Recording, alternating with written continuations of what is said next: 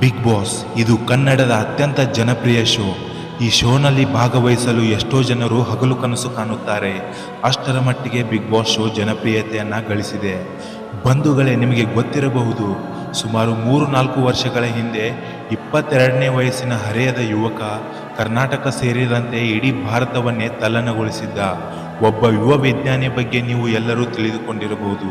ಅವರೇ ಡ್ರೋನ್ ಪ್ರತಾಪ್. ಈತನ ಬಗ್ಗೆ ನಾನು ಹೊಗಳಿಕೆ ಮಾತನಾಡುತ್ತಿಲ್ಲ.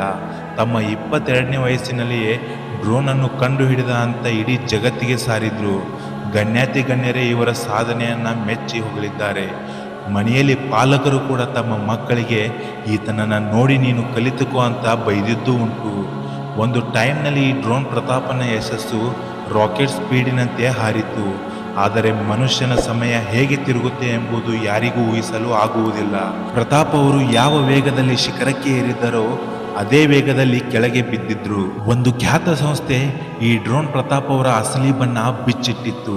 ಈತ ಡ್ರೋನನ್ನೇ ಕಂಡು ಹಿಡಿದಿಲ್ಲ. ಈತ ತನ್ನ ಮಾತಿನ ಚತುರತೆಯಿಂದ ಎಲ್ಲರನ್ನೂ ಮರಳು ಮಾಡಿದ್ದಾನೆ.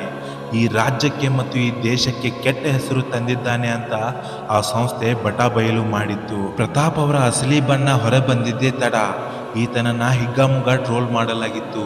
ಅನೇಕ ಕನ್ನಡ ಸಂಘಟನೆಗಳು ಈತನ ಮೇಲೆ FIR ಕೂಡ ದಾಖಲೆ ಮಾಡಿದ್ದುಂಟು. ಇದೆಲ್ಲ ಆಗಿ ಹೋಗಿದೆ, ಇದನ್ನೆಲ್ಲ ನೀವ್ಯಾಕೆ ಹೇಳ್ತಿದ್ದೀರಾ ಅಂತ ಕೇಳಬಹುದು.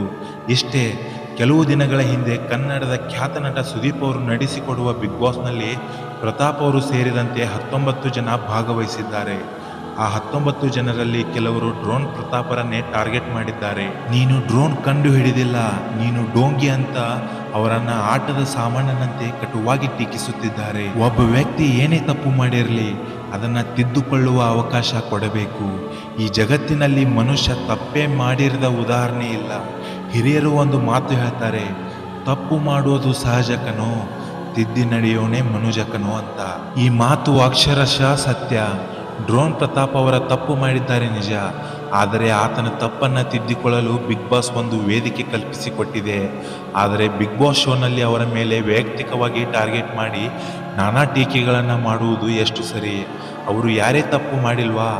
ಅವರು ಎಲ್ಲರೂ ಸರಿಯಾಗಿದ್ದಾರಾ ಅನ್ನುವುದೇ ಅಸಂಖ್ಯಾತ ಕನ್ನಡಿಗರ ಮಾತುಗಳು. ಪ್ರತಾಪ್ ಅವರೇ ಹೇಳಿರುವ ಹಾಗೆ, ನಾನು ತಪ್ಪು ಮಾಡಿದ್ದೀನಿ, ಆದರೆ ನಮ್ಮ ದೇಶದಲ್ಲಿ ರಾಜಕಾರಣಿಗಳು ಮತ್ತು ಭ್ರಷ್ಟ ಅಧಿಕಾರಿಗಳು ಎಷ್ಟೊಂದು ತಪ್ಪು ಮಾಡುತ್ತಾರೆ. ಹಗಲು ದರೋಡೆ ಮಾಡುತ್ತಾರೆ, ಪಾರ್ಲಿಮೆಂಟಲ್ಲಿ ನೀಲಿ ಚಿತ್ರವನ್ನು ನೋಡುತ್ತಾರೆ. ಅಂಥವರಿಗೆ ನೀವು ಯಾಕೆ ಪ್ರಶ್ನೆ ಕೇಳುವುದಿಲ್ಲ ಅಂತ ಅನೇಕ ಸಲ ಮಾಧ್ಯಮದವರಿಗೆ ಹಾಗೂ ಬಿಗ್ ಬಾಸ್ ಶೋನಲ್ಲಿ ಸ್ಪರ್ಧಾಳಿಗಳಿಗೆ ಪ್ರಶ್ನೆ ಕೇಳಿದ್ದಾರೆ. ಏನೇ ಇರಲಿ ಬಂಧುಗಳೇ, ಪ್ರತಾಪ್ ಅವರು ತಪ್ಪು ಮಾಡಿದ್ದು ನಿಜ. ಅವರು ಏನೇ ಮಾಡಿದರೂ ಕನ್ನಡಿಗರು ಅವರನ್ನು ಕ್ಷಮಿಸದೇ ಇರಬಹುದು.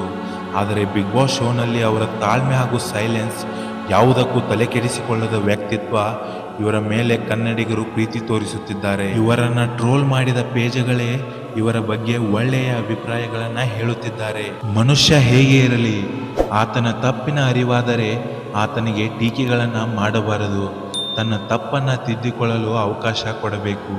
ಅಂತಹ ಅವಕಾಶವನ್ನು ಪ್ರತಾಪ್ ಅವರಿಗೆ ಕಲರ್ಸ್ ಕನ್ನಡ ವಾಹಿನಿ ಕಲ್ಪಿಸಿಕೊಟ್ಟಿದೆ. ಒಟ್ಟಿನಲ್ಲಿ ಬಿಗ್ ಬಾಸ್ ಒಂದು ಜನಪ್ರಿಯ ಶೋ.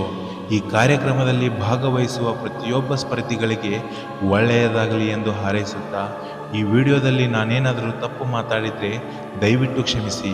ಈ ವಿಡಿಯೋ ನಿಮಗೆ ಇಷ್ಟವಾಗಿದ್ದರೆ ಲೈಕ್ ಮಾಡಿ, ಸಬ್ಸ್ಕ್ರೈಬ್ ಮಾಡಿ ಹಾಗೂ ಶೇರ್ ಮಾಡಿ. ಧನ್ಯವಾದಗಳು. ಜೈ ಹಿಂದ್, ಜೈ ಕರ್ನಾಟಕ ಮಾತೆ.